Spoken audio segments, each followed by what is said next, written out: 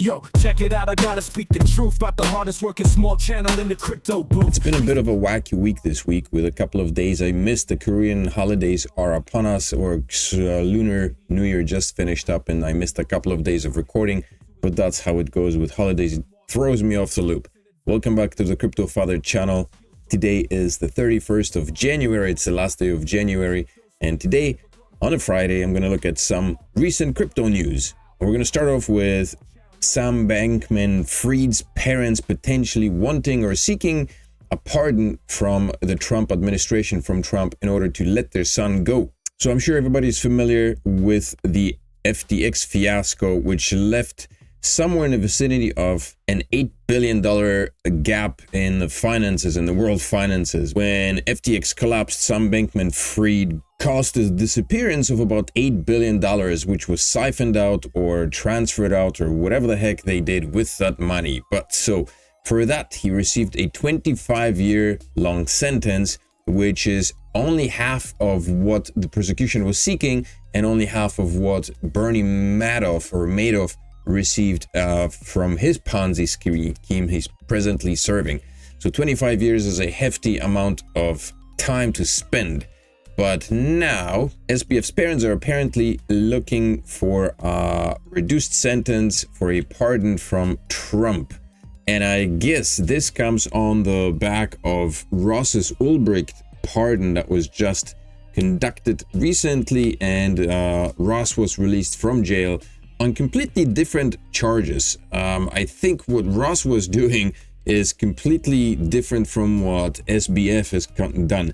We're looking at a platform that allowed people to conduct business online through selling and purchasing of items, versus SBF's a flat-out fraudulent way of stealing money from people. He was basically siphoning money out of one company and filtering it into another one and spending it on lavish expenses and such. So I'm not sure that his parents are justified in asking for a pardon for this dude, but that's what's happening nonetheless. The parents of SBF are exploring potential avenues to secure a presidential pardon from President Trump. Stanford Law School professor Joseph Bankman and Barbara Fried have reportedly engaged in discussions with lawyers and individuals with Trump's orbit in recent weeks. And I guess when you have parents working for a prestigious university, you know, you might feel entitled to do something, and I guess as parents will try to do that as well, disregarding the fact that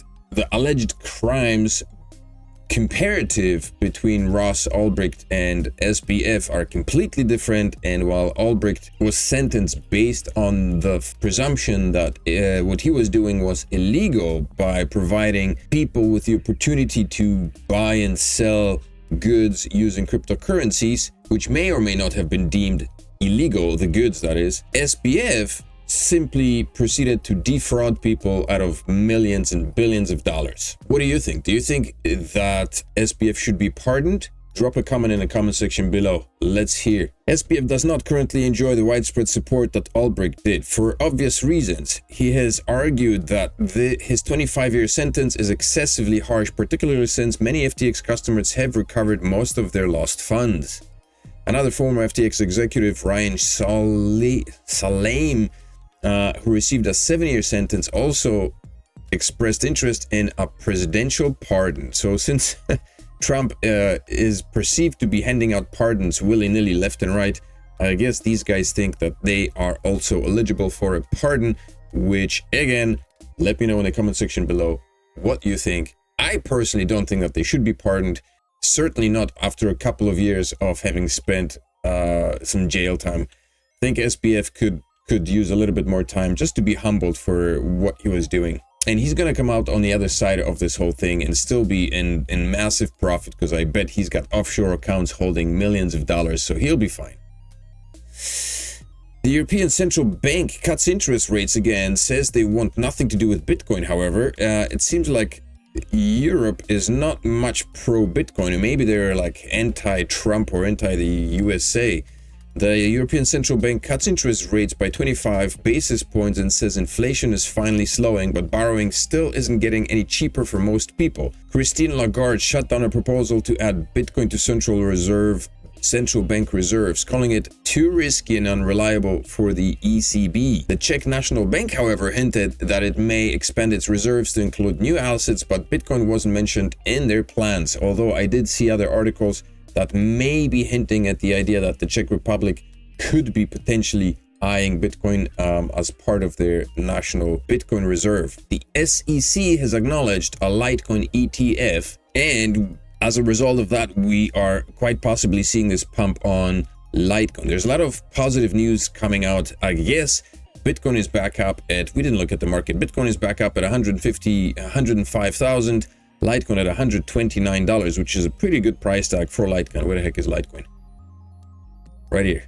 14% pump in 7 days, 11% in 24 hours. So that's a pretty good pump. If the Litecoin ETF is approved, it could send the asset back into the limelight and ignite a wave of mainstream adoption. The SEC's recognition of Canary Capital's Litecoin ETF filing places it ahead of other altcoin ETF filings, including Solana and XRP. And why are they running for an XRP ETF is beyond me. There is a whole debacle of the whole fiasco of the CEO of XRP or Ledger XRP being very much anti the inclusion of Bitcoin in a strategic reserve. Obviously, he wants XRP to be the main token to be used as a strategic reserve for the United States, not Bitcoin. And so that's not great, particularly with the fact that Ledger is aimed or opposed to create CBDCs, which would then essentially nullify the idea of cryptocurrencies and impose a kind of a crypto slavedom. So we may be seeing a Litecoin ETF coming up soon. So start stacking those Litecoins. And Ross Ulbricht loses 12 million on pump fund due to liquidity error. How unfortunate. Ross Ulbricht lost 12 million on pump fund while trying to sell donated Ross tokens, receiving only 600,000 for his assets. But I mean, they were donated, so he's in fine standing, although 12 million down to 600,000 is a huge loss. An MEV bot exploited his mispriced liquidity pool, causing Ross tokens to drop 90% in value within minutes. Apparently, one of the donations that were sent for Ulbricht to have him reintegrate back into society after his time in prison, one of the donations was by an anonymous developer who created the Ross meme coin on the Pump Fund launchpad and who gave Ulbricht half the supply. He tried a single-sided liquidity to sell the coins off passively, but accidentally created a pool with Radium constant product market maker instead of concentrated liquidity market maker. I have no idea what the difference between these two pools is, but apparently he lost a lot of money. So instead of cashing out $12 million worth of assets, he cashed out only barely $1 million. So whatever the case may be, I mean, this was all donated to him, right? So he still comes up on top with a nice hefty sum of cash after spending several years in prison. He is still very well off. So I think, you know, having to complain about not receiving 12 million and only 600 million out of the whole ordeal of spending a few years in prison, that's not a bad deal. And apparently Trump is at it. Apparently Trump is scooping up more Ethereum. Trump's World Liberty Financial scoops more Ethereum. WLF has reportedly acquired over 10 million worth of ETH. According to Arkham, World Liberty Financial presently holds $412 million worth of assets. 204 million of those is in Ethereum, which is the equivalent of about 63,000 ETH. And I think this talk of tokenization has been on the agenda for some time now. Both Trump and Larry Fink have been talking about it from BlackRock. So this is something that needs to be kept in mind. And I know that people are hating on Ethereum, but just keep in mind that Ethereum is and always has been the first cryptocurrency that introduced smart contracts to the ecosystem. And it is the smart contract cryptocurrency that has been around for the longest time and has the largest ecosystem right now. So Ethereum is not going anywhere. Trump Media apparently launched TruthFi, a news platform called TruthFi. The firm, majority owned by Donald Trump, generates new concerns about Trump's potential conflict of interest. Trump Media and Technology Group, the company owned by Donald Trump, has launched TruthFi, a financial platform offering investment products focused on Bitcoin, cryptocurrency, ETFs, and managed accounts. Trump is building himself a family empire. On Wednesday, Trump media announced that TruthFi will partner with Charles Schwab to provide investment services. Oh man, that's ominous. This move comes as Trump appointed Samantha Schwab, the granddaughter of Charles Schwab, as Deputy Chief of Staff and at the U.S. Treasury Department. Charles Schwab is an individual that has questionable intentions. He's the one who's very much promoting CBDCs, as well as a mention of the need for population reduction in order to sustain the environment and things like that. So Schwab is kind of he's got a bit of a dark underlining. TruthFi's launch marks a significant pivot for Trump media, aligning with Donald Trump's broader vision of position America as the crypto capital of the world. So this should be interesting. This whole presidency will be an interesting thing to observe. This article: will Trump's executive order break Bitcoin's 4-year market cycle? I say no. Without any doubt, I say no. There's no way that Trump coming in will all of a sudden stop the halving cycle of the cryptocurrency. Terra Luna community approves token burn, boosting market confidence. That's very nice. The Terra Luna community is just a group of people who wish the best for Terra Luna, and it doesn't really say much about Terra Luna Classic, and whether this burn will proceed or not is another question. But the version 2.14 upgrade proposed on January 26 received over 202 million votes in favor, ensuring the removal of unsupported Acceler tokens. Following the approval, Luna rose to 32 cents, with trading volume surging 73%. Luna Classic also gained 4%, with futures open interest rising 3%, signaling strong market confidence. Meanwhile, Cardano founder Charles Hoskinson expressed interest in Terra Luna Classic after a validator pitch highlighted the network's USDC revival efforts and Binance-backed burns. So that should be interesting going forward. I wonder if we'll see anything happening this bull run around, or if it's something that we need to pay attention to for the next one in 2029. Charles Hoskinson noted Cardano's ongoing exploration of algorithmic stablecoins, fueling speculation of a potential partnership with Luna Classic, or with the USDC rather.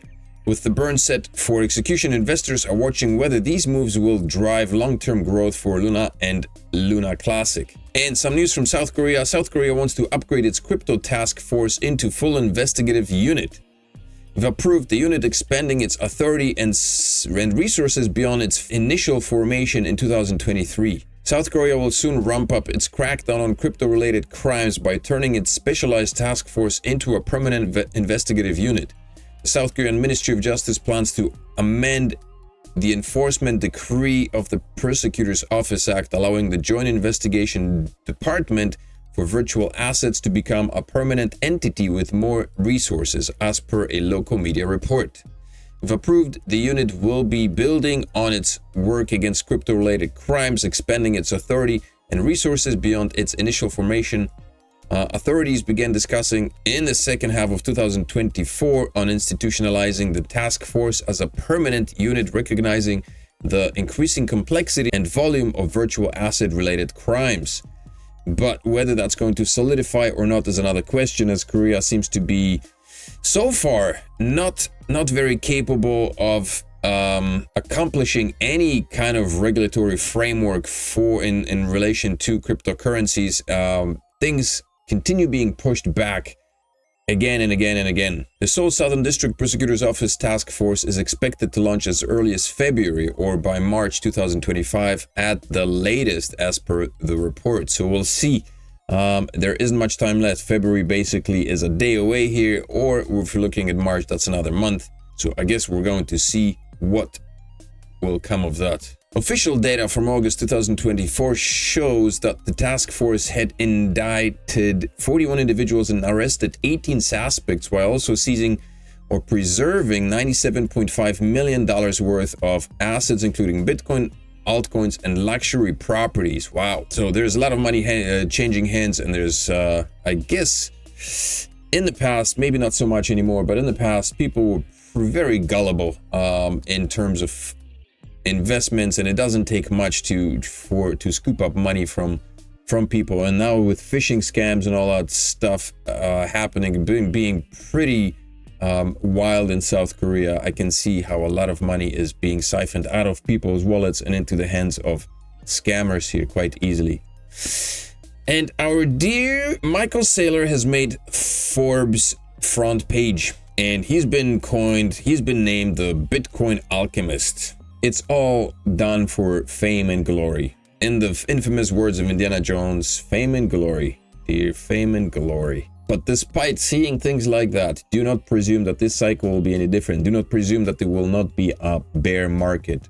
It's coming. Secure your profits and get ready for the bear market, during which you'll be able to scoop up a lot of cheap crypto once again. That's it for today's video. Make sure to smash up the like, subscribe to the channel. Please do, because I know that a lot of people, according to the statistics on YouTube, a lot of people do not. You come here, you watch the video, you enjoy the content that I've created for you, but you forget to do the simple thing of smashing the likes and subscribing to the channel, which is all free for you. And it shows you support. It helps me develop the channel, helps me grow the channel, which is important in order to thrive on this platform. Without the support of the viewers, nothing gets done. So please do remember to smash the likes, subscribe to the channel, share the content with other people, and come back for another video next time. Thank you for your time, and I will see you in the next video. Peace.